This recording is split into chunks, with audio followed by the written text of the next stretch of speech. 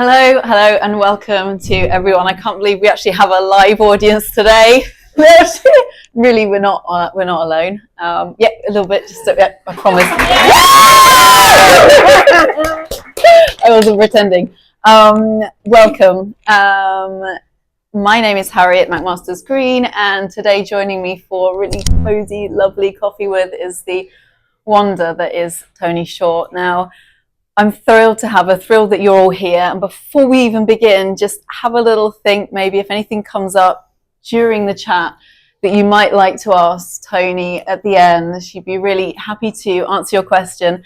And you might even be offered one of her goodies. Yes, lovely goodies that she's brought along with her. So Toni's here. Actually, you've flown from the USA to be with us here for the Rolling Film Festival. Your film was aired last night. Yes. And it is The Meeting Mr. Oster. It's a short film, which we're going to find out a little bit more about shortly. But what I'm keen to know, and what I think will really support people, is also your journey towards where you've got to today, and also Spirit Sister stories. Amazing. Thank you. It's great to be here, everyone. Thank you so much for joining us. I think it's wild when you think about where you were and where you are now. And so it's really exciting to share this experience. I lived in London back in 1999 to 2006. And so to have, friends witnessing me and being here and to share this journey has been really incredible.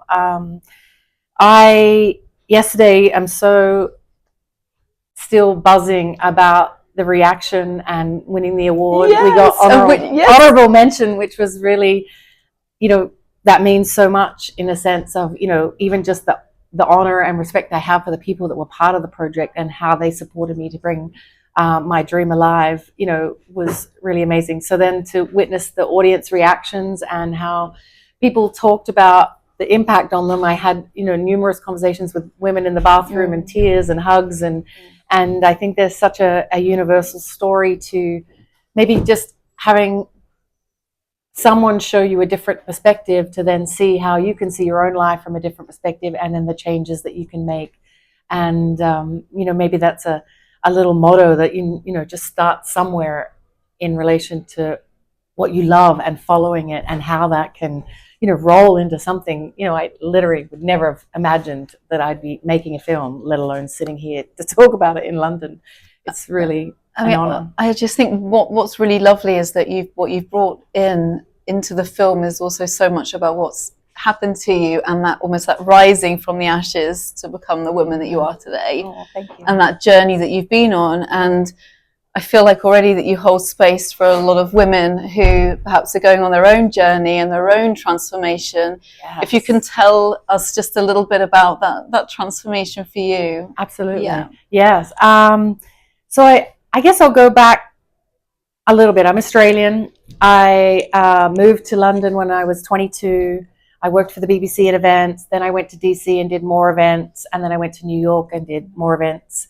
And, around about 2015, I got involved in a relationship with what I now know was a narcissistic romance scam with a gentleman that seemed to have maybe 5 other people going in his life at the same time. And that experience was abusive from a, emotional, spiritual, financial point of view. And really, it sort of brought me to my knees in the best way, because I think, maybe the universe sends you signs and we don't listen because of many reasons. And the signs got really loud and really big. And eventually I had no choice but to listen. And that moment, when I sort of, I would say I, had a traditional breakdown of some sort, I heard a voice and it said, put up these pieces of paper on the wall and fill it with all the things that you love. And I didn't know if I know what that even meant then, but they're breadcrumbs that just started appearing bit by bit. It was sort of morning, noon, and night. So it was like, morning was bike riding, lunchtime was sitting in the park eating sandwiches with my teddy. Afternoon was, I went to trapeze, I did improv, and going to improv, it wasn't normal improv, it was musical improv. Remembering those moments where I'm like, what am I doing? and just pushing through, joining up, taking those classes, writing, painting, and even just some personal commitments. I'm going to paint every day, no matter what it was. I'm going to, do it. And it started with finding a palette of 3 colors and 1 brush and some shitty paper from 99-cent store, making, watercolors. And then all of a sudden I bought more things and just played around and, practiced this with the left hand, just all of these sort of creative and alternative, medicine exploration to kind of get myself back together. And as I sort of started going through that process, I was also learning about the universe. And, it's funny when you say you want to buy a car and all of a sudden you start to see the car that you see all the time. So I, started to learn what the universe meant. And sure, this concept of the universe and manifestation has been around forever, but it started to show up for me in different ways. And, I would see a sign for a singing teacher, and then the musical improv helped me learn about song structure. And so I started turning all these poems and things and all this heartache and, darkness into songs. And I also started sort of playing, if I started writing about, fun stuff and good stuff, would that end up happening to me? If you sing about God, will you get a better voice? I just experimented with all these sort of wild and crazy things. And, the singing lessons, she was like, well, what do you want to sing? And I was like, well, I have all these songs. And, the teacher was like, these are amazing. Let's sort of build. So I just started writing, singing, dancing, playing. And I met this woman that was a film script writer, and, other things were happening around me in terms of film. So I was like, well, I can't be that hard to write a film. So I sat down one weekend and I wrote Spirit Sister Stories, which was the story about us and these other women and what happened. And, I loved it. But there was this point with this woman when we were sort of trying to almost make new versions of the film of like, what other things can we say he did, that we looked at each other and said, why are we telling the stories about this guy? Why don't we tell stories about women and what we did or have done or could do to transform our lives using creativity and, the artistic sort of, whether it's exploration or application, to heal or to tell the stories differently. And that's really, where Spirit Sister Stories started. And, going from there, that then turned into during COVID, a 3-week camp for women. Again, sort of almost the camp that I created for myself. I then made it for other women during COVID online. We had classes and, exercises and things. And then from there, I was like, well, I need to do this for kids so I can teach them to learn about themselves, so they'd end up, like a 40-year-old getting stuck with a loser dude. So, it just sort of evolved. And from there, I think the scripts and the stories that I wrote also began to evolve as I learned more. And as I was also maybe got more narrative distance, obviously, too, to be able to tell the story. Because at first it was so raw, and after a while I could, speak about it in a different way. So, I mean, I think what I certainly glean from what you're saying as well, and I'm sure everyone can here too, that it's that sense also of really empowering yourself with creativity. You don't have to be wonderful or amazing or highly imaginative or know so much about something to help it feed into perhaps other areas of your life. Absolutely. Being able to paint that picture, write down those words, connect, go to nature, connect with the horses, which is another thing we'll discuss in a moment. I think all these outlets are only going to feed into one's passion, because sometimes when we have a real focus and a real passion, we only want to do that. Yes. And then suddenly we feel like there's just a black hole around this, that we can't focus on anything else. Whereas what we don't realize is that maybe you too can just let that light filter through. Absolutely. And then just allow you to be able to focus on something much more than that, right? Absolutely. And I think, it did sort of fold into other parts of my life as well. I was, working in events and production, and I wanted to be a nicer boss, a kinder boss, someone that, you look at events and, even film, everyone says it has to be stressful. It's always a drama. And I was like, why? It doesn't have to be that way. Yeah. So part of, creating a company and a team and a life process where those things didn't have to be nasty and that was freeing, and I could see it coming into that. And, it's amazing how it sort of just filtered into everything. So going back to the festival, and obviously why you're here, and like if someone is struggling or thinking or trying to create a project, doesn't really know how to get it off the ground, is feeling the doubt. how would you even get started in that? Yeah. You know, well, yeah. Yes. I think I will say again, start somewhere. And then often people will like, well, what does that mean? And how do I do it? You know, for me, I learned about the artist's way. You know, things start to fall, I think, in front of you. And I learned about the artist's way and the morning pages. Yeah. So, you know, the first was like, this is dumb. What am I doing? I don't know what I'm doing. And then eventually, you know, something kind of moved. And, you know, even in something as simple as having the courage, which really was coming from, you know, the corporate world for all those years, and then having my own company, having the courage to go at lunchtime or in the morning and sit out and read a book when the sun was shining. Yes. And then all of a sudden someone sits next to you and that person's in this and this and this, and then you're like, shit, now we have a job. You know, there was so many ways that starting somewhere led, and following what you love. And I think maybe even giving yourself permission to learn what you love, and to follow that, and to sort of investigate and really find what it is that lights you up, because that was what drove me from place to place and person to person, and then often delivered what I needed that I, you know, wasn't even aware of at the time.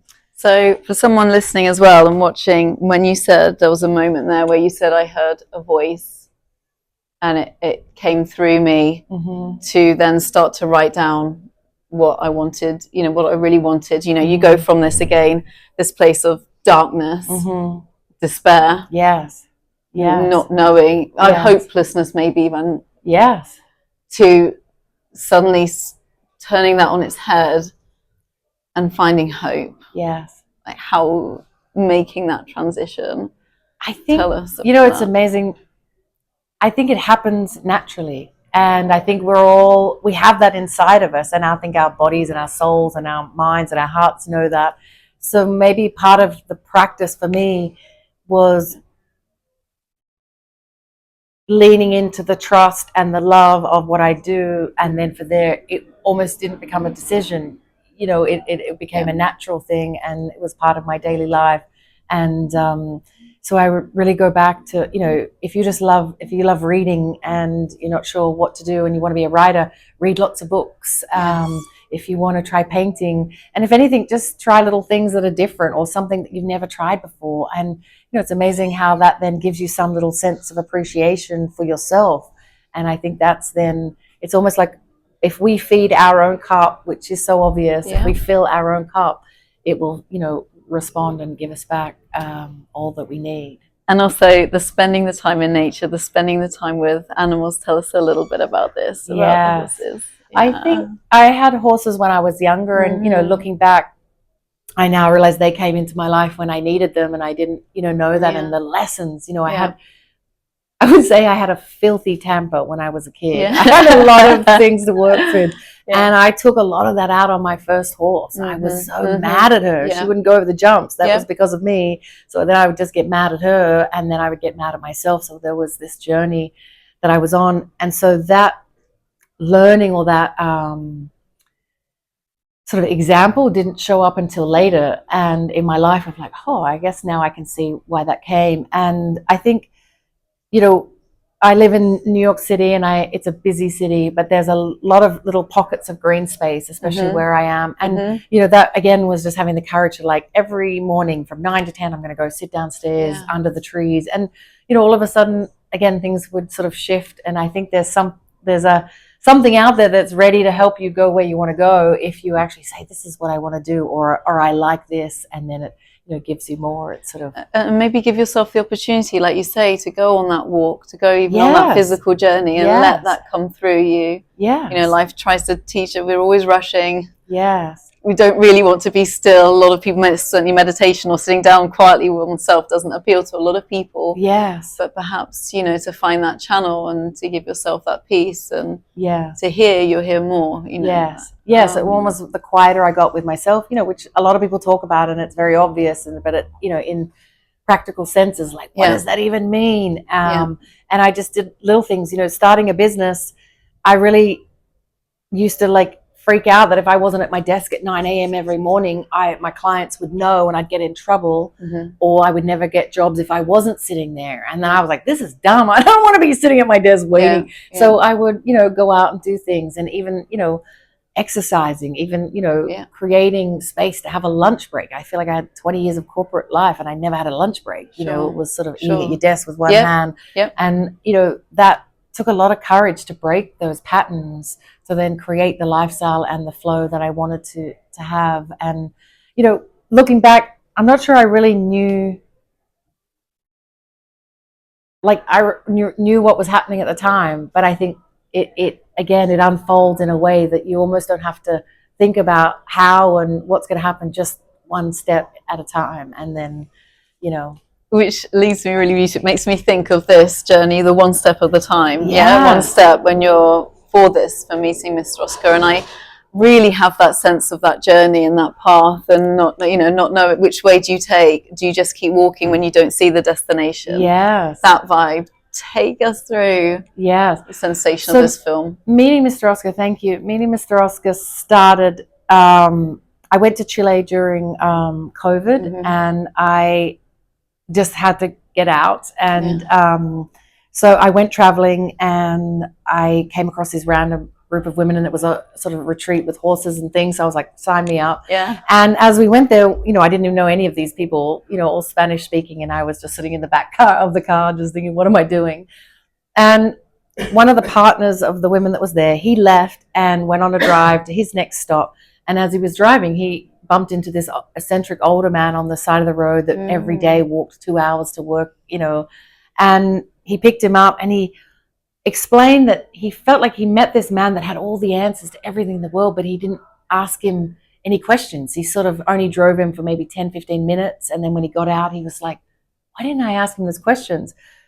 Fast forward 3 days later, he's driving back to pick us up, and he sees the old guy again, and he picks him up again. And he did ask a few questions, but then he had to drop him off. So it was sort of, didn't have the opportunity for everything. And when he told me this, I was just like squirting, just like, I don't know what I'm doing, but I'm going to make a movie out of this. It just felt like such a visceral reaction in me. Then I came home, and I think it was Soho House in New York was having a short film festival. Yeah. So I was like, I'm going to write another script. I've never done any of this. It was maybe like the third thing I've written. And I wrote it with a male lead, and more sort of deeper story about, his mum had died, and, he was driving, he found someone that maybe he got some comfort from. So I sort of tried to put a lot more in it. And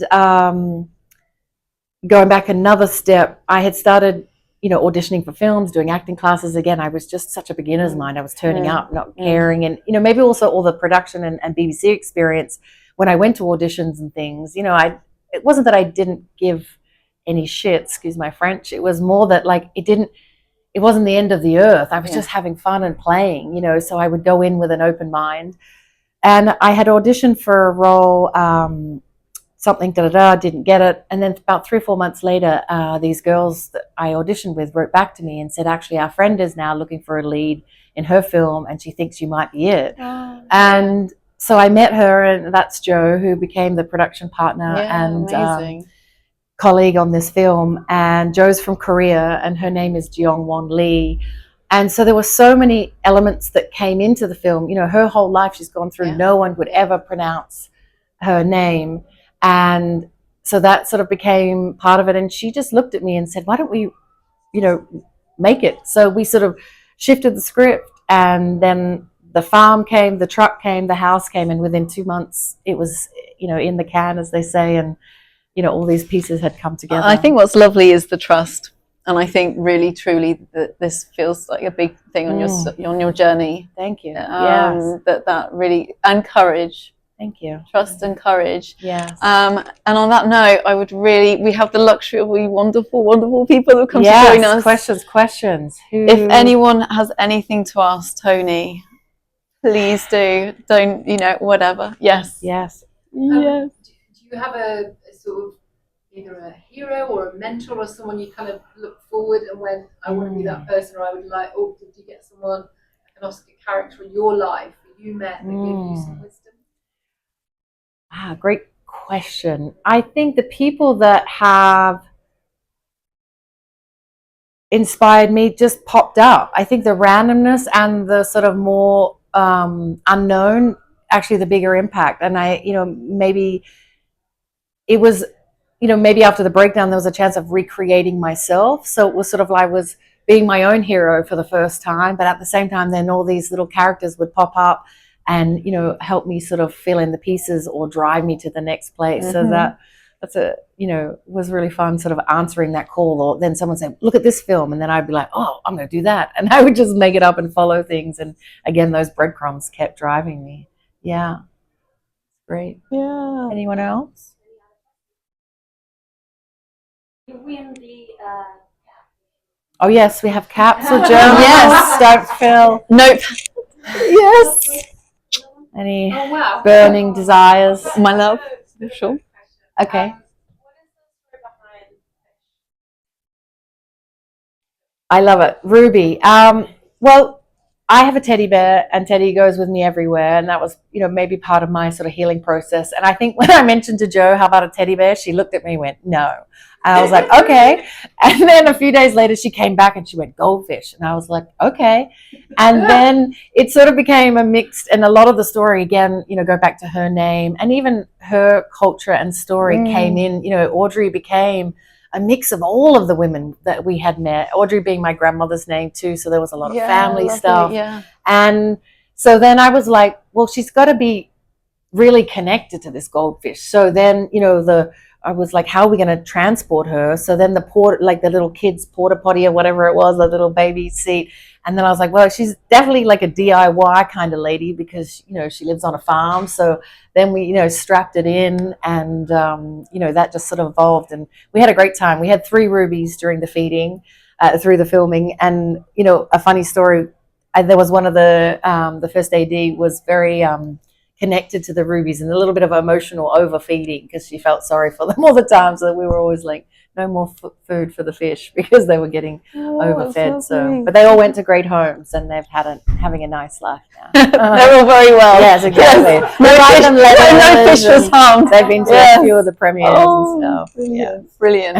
Is there anything else, Toni, that you would like to add? How we might be able to contact you? Anything, if anyone would like to contact you? Thank you. Follow you. ToniShort.com and Toni_Short in Instagram.